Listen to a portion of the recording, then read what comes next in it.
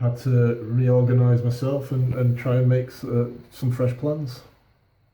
So I thought I'd like to become a writer. I'm tired of looking for courses and just going on courses and just not liking the courses and then choosing the wrong course. And why don't I just become a writer? So I started my own kind of like project alongside researching. So I picked up a dictionary and I went through a dictionary and into a big thick dictionary word by word, just noting down the meanings of the words so that it'd be imprinted into my mind, hopefully. So basically I went through an entire dictionary from A to Z in this preparation to become a writer. I didn't know what I was going to do exactly, but I was thinking along the lines of Stephen King, and I've just thought about, how much must he have devoted to preparing to become a writer to be as good as he is. He must have done all the same stuff that I'm doing now, just reading through dictionaries, familiarising himself with words. So that's how I'll start. So that's what I did. I just didn't think of anything else I could possibly do. I was too old to become a footballer. That dream had completely passed by. That's what I initially wanted to do when I was still at school. In the last few years at school, I was dead set on becoming a footballer, professional footballer. I wanted to do that. I lived and breathed football every single day, and I wasn't too bad a footballer, so I thought maybe it's something I could do. But that passed by.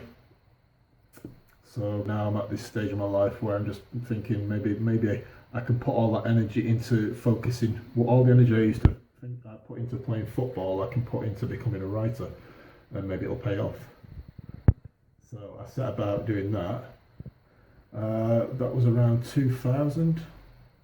So about a year later, after I went to see my girlfriend on New Year's Eve, about a year later I came up with that plan. I think it was around the same time as the Sydney Olympics. I started looking at the dictionary. Started in the dictionary about roughly when the Sydney Olympics started, almost synchronously.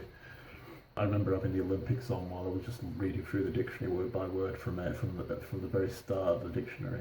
So I think that's when I started, 2000. It took me a few years to get through the dictionary because I was also working as well. So in my spare hours, I'd read through the dictionary until I got bored. A few hours. Sometimes I'd work for all day, for 8 hours. 8 hours with a dictionary in front of me, just sifting through as many pages as I could. You could probably get through about 3 or 4 pages each day, and we're talking like thousands of pages. So, yeah, it wasn't easy, but I've managed to get through the entire dictionary. I still have those notes on paper, all the words. So basically, wasn't writing down all words. Obviously, it was just like words that I felt that I could use in a written work, like a story, a novel or something. The words that I like, or words that it was either words that I would like to use myself, so kind of like applied kind of vocabulary, or perceived vocabulary, so words that are kind of awkward or difficult, and you'd like to know the meaning, but you don't know the meaning, but you might not necessarily use them yourself, but it's nice to know what they mean. So I would have two separate things going. It's like if it would go off that criteria. If it was a word I might like to use or apply in my own work, then I'd jot that down. Or if it was a word that was awkward or difficult, or one that I'd like to know the meaning of, and through repetition, and just like training myself to know what the word means. So let's, for example, say the word inexorably. I come across that quite a lot, and every time I come across it, I look it up, and I still don't know what that means. Inexorably. So words like that is not necessarily a word I like, but it's a word that I come across sometimes, and I think, I wish I knew that, could fix that into my brain what that means, so I don't have to keep looking each time. But now I'd have to look right now and find out what it means, because I don't know what the word. If someone said to me inexorably now, or I came across the word on YouTube, then I'd have to straight away look it up and see what it means. And that's the whole idea of the dictionary, is that I would, once I'd finished going through the whole dictionary, I would then focus on everything I've written down, and I was going to print some of the words, or most of the words, or the words that I like to use, on kind of like flashcards, so that then I would have the meaning written on the back, and if I can't remember the meaning, I'd have to flip the card over, read the definition of. I even actually created the flashcards, which are still blank, and I still have them somewhere in a box. and I still have those flashcards, blank flashcards, which were intended to have these words written onto them so that they'd be used as flashcards.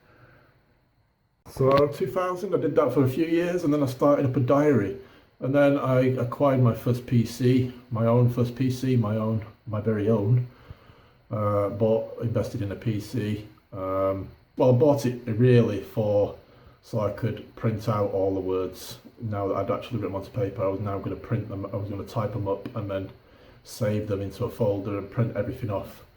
And then I would basically create printed bits of paper that I could just stick onto these flashcards much easier rather than just writing on. So it looks neat and presentable, as much for myself than anything else.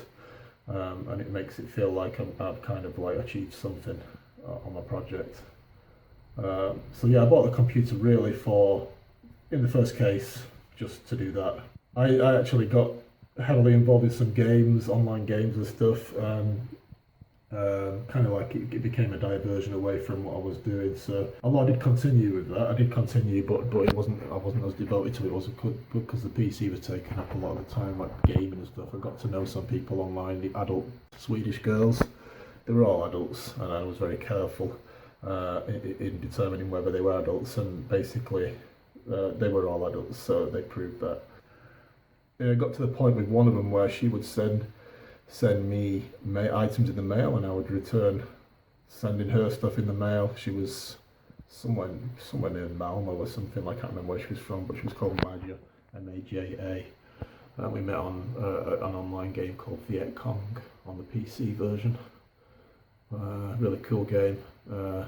So yeah, we got to know one another through that.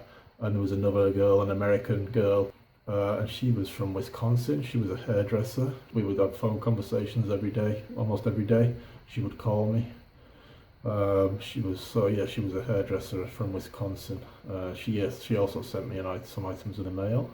She sent me a dream catcher, a proper dream catcher, like the Indian Native American dream catcher, because I think she said she had kind of like Native American ancestors.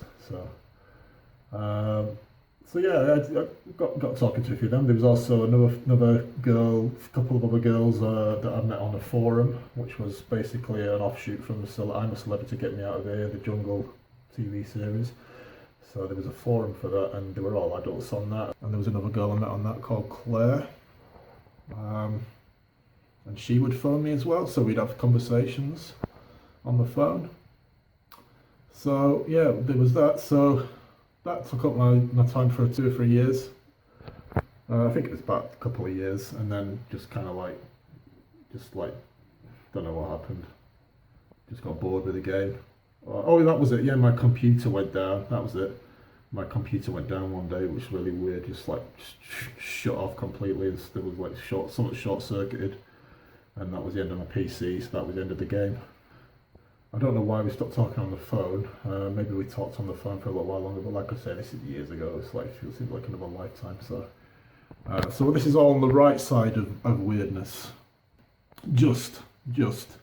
And that's roughly when I got the PC, things started getting weird. So we're talking 2003. I can honestly say that things really did start getting weird 2003 onwards. But certainly before that there were other things, weird stuff happening, but more isolated. I try to remember as many as I can, but there's a lot of weird stuff happening. And I'm with some of these. I'm with some of my friends when all this weird stuff's happening as well. So, but because I don't have contact with them, I can't discuss it with them. Yeah, 2003 onwards. It feels like I've had 2 lives. It's like the life where I had all my friends and everything was looking good, and I had the girlfriend, and maybe we just had a baby together. She just had a daughter, and we were making plans and talking about getting engaged, and then talking about marriage and getting a place together. And then suddenly I come back home, and it's like I've entered a kind of like parallel universe, parallel world, should I say, exactly the same environment, exactly the same surroundings, but I've stepped into a parallel alternative, and this is like a weird world that I've never experienced before, to such a degree. Obviously there was weird stuff in the other world, but in this world it really was weird. It just felt like, it's like, what the fuck. So I'm not going to talk about that because I've talked about that in my diary. So that's exactly what this is all about, is that I'm going to show extracts from a diary that are relevant to the targeting that goes on today, and there is a lot of relevance. So yeah, around 2003, 2004, 2004 I think it was, I started up my diary, so it'll start from there. And all the weirdness, I can actually show evidence of all the weirdness. So that supports all the digital logs and etc. and all the videos that I'm going to be uploading to my YouTube channel and my webpage very soon. So that just gives a little heads up of what I'm about and what my channel's about, and a bit of background to myself. And so I'll leave it there, and I'll start uploading stuff very soon.